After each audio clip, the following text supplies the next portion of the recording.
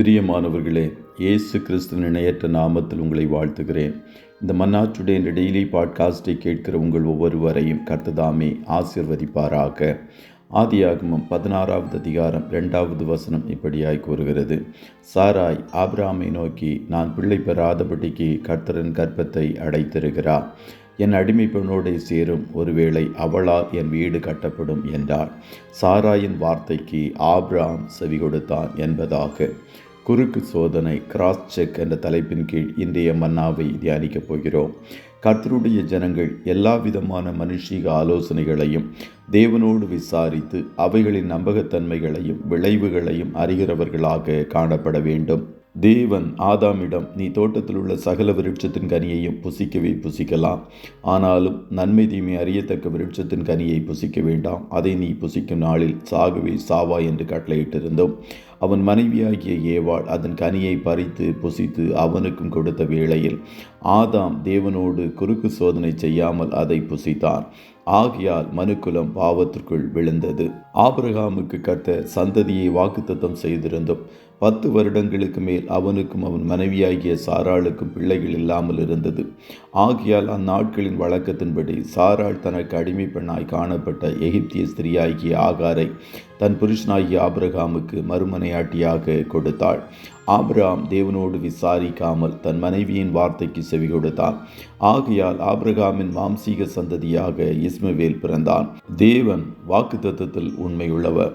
இஸ்மவேல் பிறந்து சுமார் 13 வருடங்களுக்கு பின்பு வாக்குத்தத்தத்தின் குமாரனாக சாராளின் மூலம் ஈசாக்கு பிறக்கும்படிக்கு கர்த்தர் செய்தார். அன்றிலிருந்து இன்று வரைக்கும் வாக்குத்தத்தத்தின் சந்ததிக்கும் மாம்சீக சந்ததிக்கும் பிரிவினைகளும் சண்டைகளும் யுத்தங்களும் நடந்து கொண்டிருக்கிறது.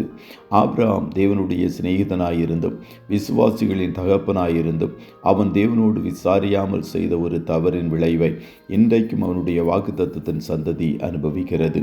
பெரேயா பட்டணத்தின் ஜனங்கள் அப்போஸ்தலனாகிய பவுலின் பிரசங்கத்தை கூட வசனங்களோடு ஒப்பிட்டு சரிபார்த்தது நிமித்தம் தெசலோனிக்கேயில் உள்ளவர்களை பார்க்கலும் நற்குணசாலிகளாயிருந்தார்கள் என்று வேதம் கூறுகிறது.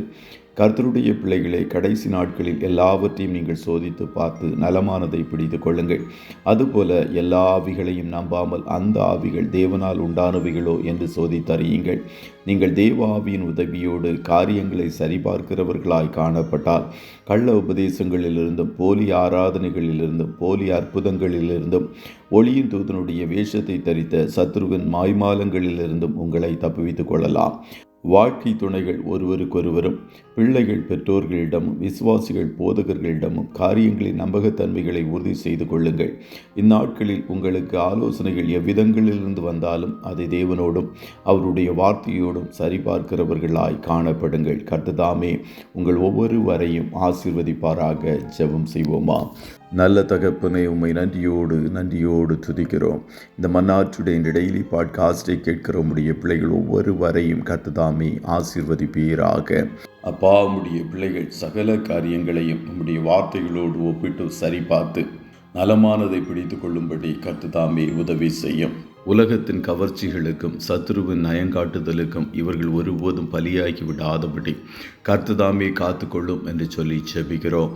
பெரேயா பட்டணத்து விசுவாசிகளைப் போல உம்முடைய பிள்ளைகள் ஒவ்வொருவரும் நற்குணசாலிகளாய் காணப்படுவதற்குரிய கிருபையை பரத்திலிருந்து கர்த்தர் கொடுப்பீராக. இன்றைய தினம் உம்முடைய பிள்ளைகள் கையிடுகிற வேலைகளை ஆசீர்வதியும், போக்கிலும் வரத்திலும் உடனிரும். கண்ணின் மணி போல காத்தருளும். ஆட்டுக்குட்டியானவரின் இரத்தத்தின் பாதுகாப்பிற்குள்ளாய் ஒவ்வொருவரையும் கொடுத்து இயேசுவின் நாமத்தில் வாழ்த்தி ஜெபிக்கிறோம் நல்ல பிதாவே. ஆமென்.